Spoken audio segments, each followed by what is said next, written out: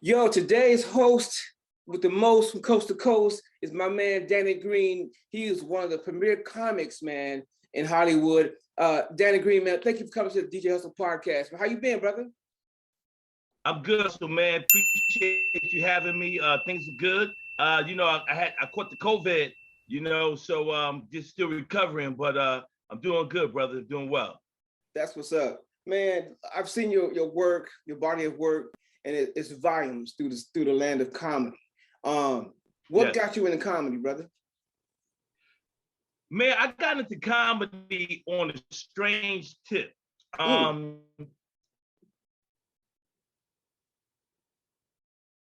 It used to be people. I mean, I talked to people that went to school with me in elementary school and junior high school, and they'd be like, and even high school, they're like, man, you was always kind of like the life of the party or talking or things like that. You know what I mean? When I went to college, I was involved in always partying, having fun. Yeah. My last year in college, I was the student government. I was the vice president of SGA, Student Government Association. Mm-hmm. So my job was to handle all of these like parties and the events and things like that. Okay. Then promoted them then, right? So I got that. Yeah, I got that kind of rolling. And then, excuse me? Yeah, say go it ahead. Again? Go ahead. I missed you. What did you say? I said you were promoted then, right? Yeah, kind of like it, but in college, Yeah. But what happened really was when I went to graduate school at Ohio State, a friend of mine, we used to go to this club and kick it all the time. Mm-hmm. And at the end of the, so one day he came late because he had went to a comedy show. Oh wow! And he said, "Yo, he was telling me my boy Fred. He said, yo, I went to go see these comedians, man." He said, "Danny, man, I ain't gonna lie, bro. You funnier than those dudes." Wow. And and I ain't think nothing of it because I always wanted to be a business. I always wanted to be a businessman. I always wanted to be corporate. Right. But my last year in grad school, you know how it is. You always got maybe one or two jokes that you think about telling people. And I had just finished graduate school. And so I looked on the marquee. I was driving down the street and I saw the marquee. It said open mic night. Wow. And I said, you know what, why don't you try? I was already out of school. Mm-hmm. So I said, okay. So the first time I went in and you had to sign your name on a piece of paper, they balled it up and they put it in a hat. Yep. And you had to, the crazy thing about it was, they were only taking the first 8 people that they picked. Right. And I was one of the first 8. Oh, wow. And I've always wondered if I did not get my name picked, would I have continued? Would I have came back the next week to try it? You know what I mean? Right. But the first week I get my name picked. The first time I go there, I get my name picked. Mm-hmm. And the first time I go on stage, I get second place in the competition.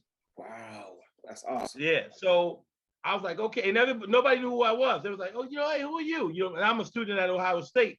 And I was the only black guy on stage. I started my comedy in all white clubs.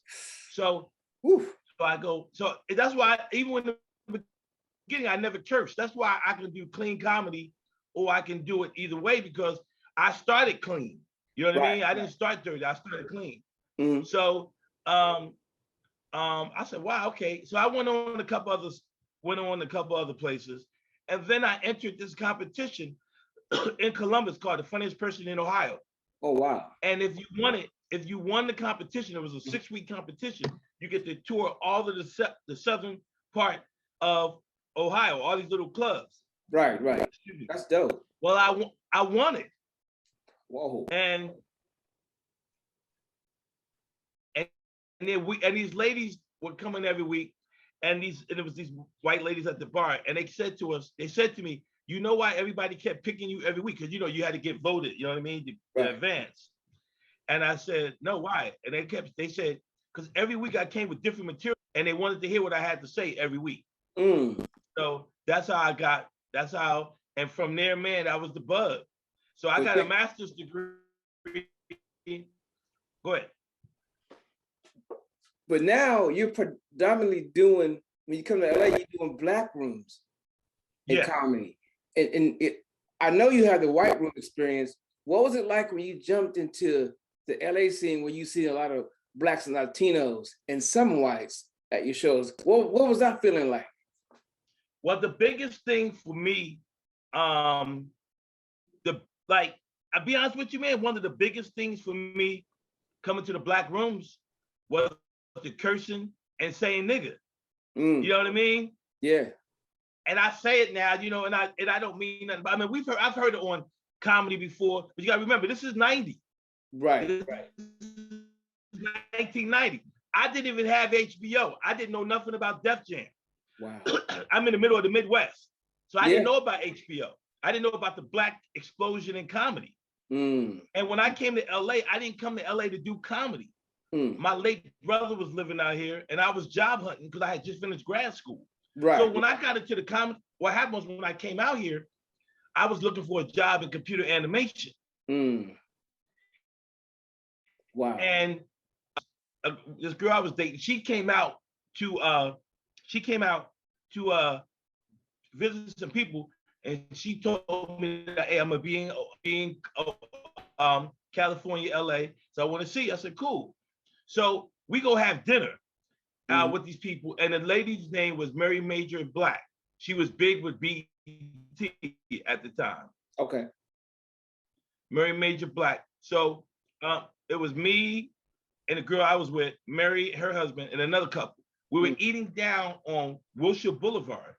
This is a true story. So it's crazy. So I'm having dinner and they're talking about me, like, hey, you're in town, so what are you into? I said, well, you know, I'm looking for a job in computer animation, things like that. And then she said, but I heard you were doing comedy too. Linda told me you were doing comedy. I said, yeah, I'm doing a little bit of comedy. I like to get into the comedy. She goes, well, that guy behind you, you need to talk to him. So there was a guy having dinner behind us. And I go, well, I'm looking. She goes, he owns the only Black comedy club in town, and he opened up the first Black comedy club ever in the country. It was Michael Williams. Woo. Yeah. So what I did, Hustle, I walked over there to him and I said, hey, how you doing? My name is Dannon Green. I'm new in town and I like to, you know, I heard, you know, I was with these people over here. They told me that you were the guy that owned the club and I'd like to, you know, come and perform at your club if I could. He said, okay, well, here's where it's located. Gave me the address, 48th Crenshaw, and come on down. And I came on down there and I was watching the comedy and it was definitely new. You know what I mean? It was like, I wasn't intimidated, but I was like, oh shit, you know what I mean? Like, so he got me do open mic. And then he took a liking to me. So Michael took a liking to me. So he made me the host of the open mic part of the comedy club at the Comedy Act Theater. And that's how I started getting my bones in LA. Man, you've done so much good work in LA, man. And your comment is that you jump into the movies. Yes. Talk about jumping from a stage to the TV. How did that make you feel when you jumped from the comedy stage into TV? What was the big difference? Well, I had a game plan. Okay. So what I did was I moved here in 92. I said that I would not try to get an agent for 5 years. I wanted to get established in the comedy part. Okay. And I didn't. I probably should or could have, but I didn't. I didn't try to go out for none of the movies and stuff like that because I felt like I wanted to establish myself as a comedian.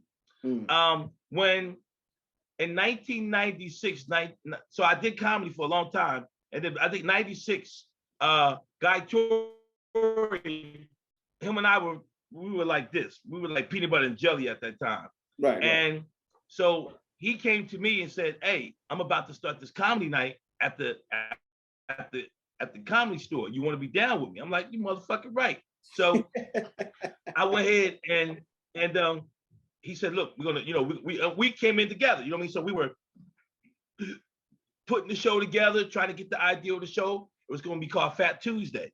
And we wind up working together on that for a number of years, but I became kind of I became the host after a year and a half, 2 years, because Guy was shooting movies. So early in the game, I was the main dude. Oh, wow. And from there, I was dating a young lady named I was dating this hairstylist, and her best friend was Phaedra Harris, who was a casting director. Mm-hmm. So my first movies were, I was a principal extra in like 2 or 3 movies. Oh, wow. She hooked it up so I would be able to, I would be able to, get my SAG card. Right. You know what I mean? And from there, everything just blossomed. Man. You know what I mean? That's a good look, D. That's a great look, man. Yeah. Mm-hmm. So from there, I just started. I can't remember the first. Oh, I can. The first speaking role I ever did was on a TV show that Ed Weinberger produced. That guy was the star on, called Good News. And and I had a speaking role where I was playing an MC of a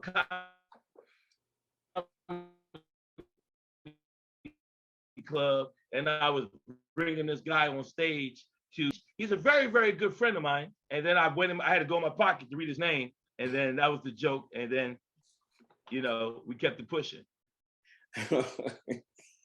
Man, how has comedy, boxing, and being an actor impacted your life? Well, I'm surprised how much boxing has been involved in my life. I actually, it really kind of saved my life because I boxed. As I got older, I became, I started training people.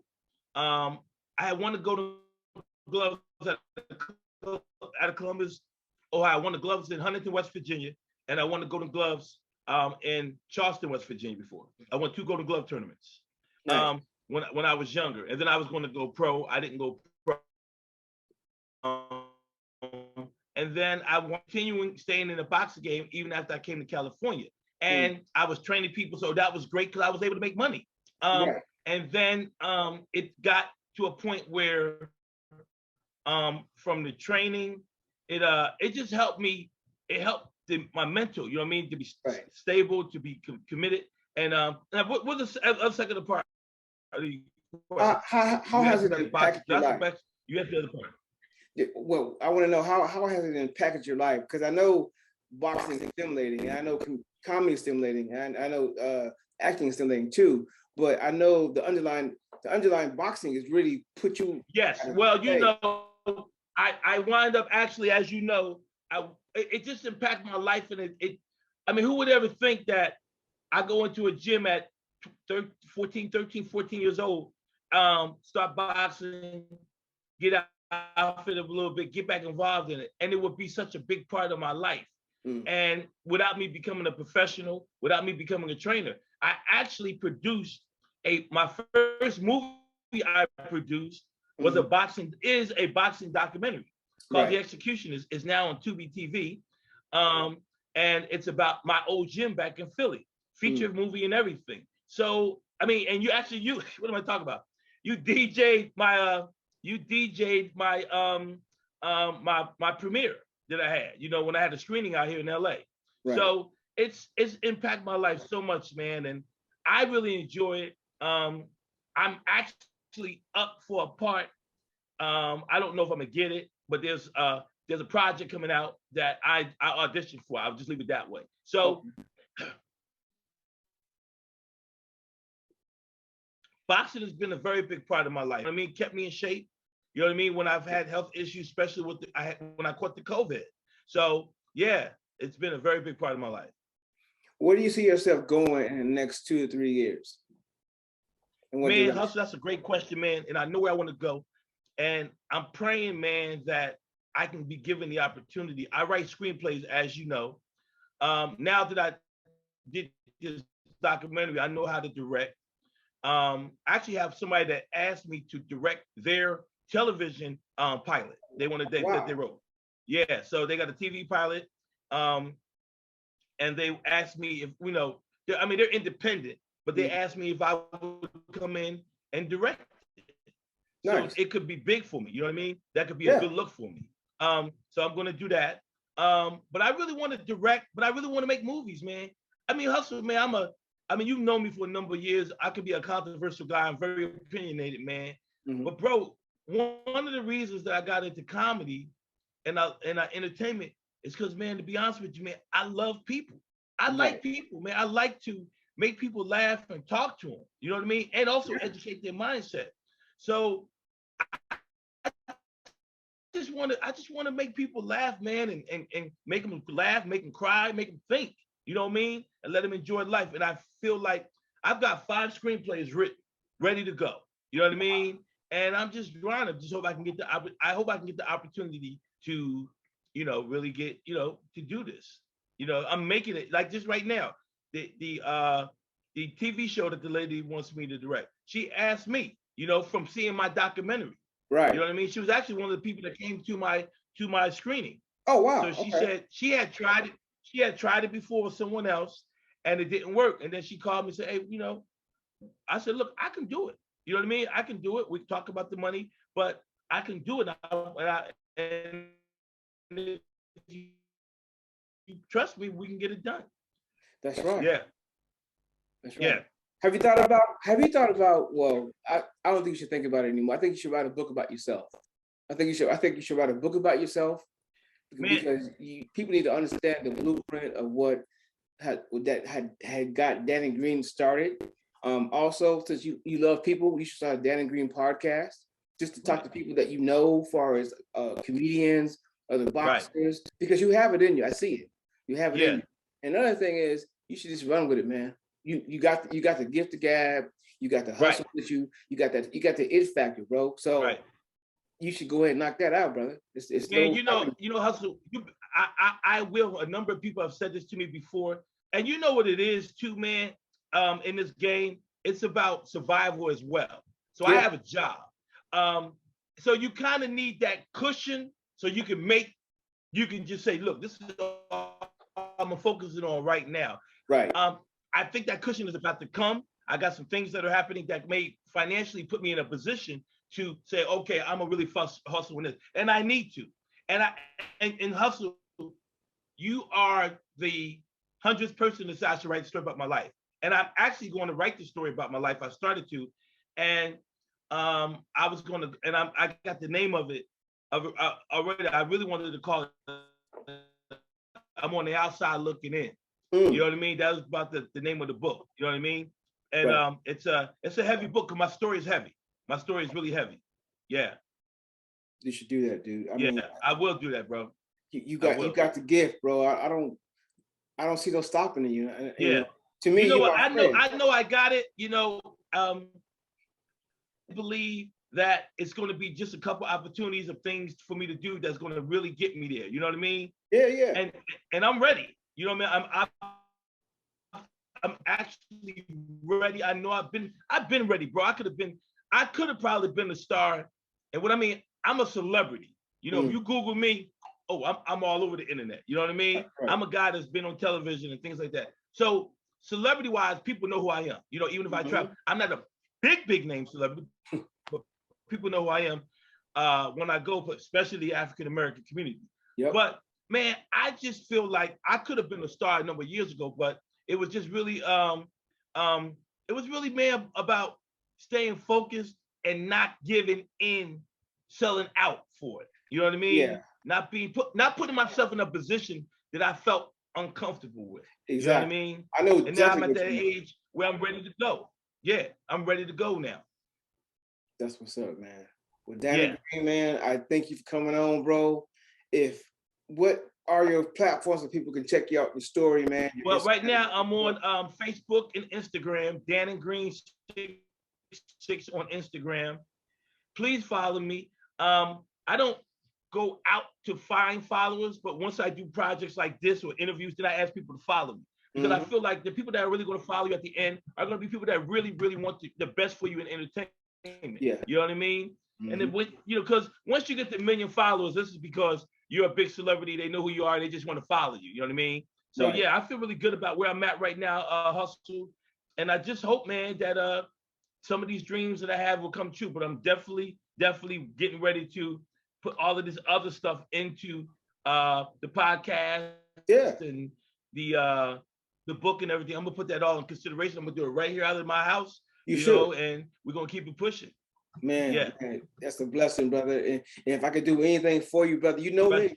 Hey, you know. Well, first of all, it goes without saying, because you'll probably be the one I'm gonna have to call to help me set up my podcast and all that stuff. But it's all good because we're ready to go, man. We're ready to go. You know what I'm saying? And you've been very, I'm gonna tell you, Hustle, man, on the real, you've been very instrumental in my career over the last couple of years, bro, because you've been one of the people that have stayed on me and really said, man, I believe in you. So, and I was happy that we were able to work together with my screening.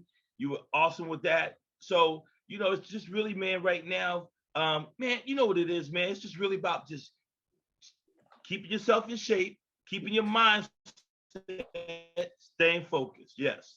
Hey. Yep. And staying in shape. 30 minutes every day. 30 minutes every day. Right. I think 30 minutes of boxing. I do 30 minutes of kickboxing. Right. 30 minutes. An hour a day doing that. Yeah. I mean, and you look great. You know what I mean? You know what I mean? I'm over here. I'm drinking plenty of water now. And, yeah. That's real. You know, and keeping myself fresh and really, man, just really try to stay up on the hustle. Yes, sir. Yes, sir. Yeah.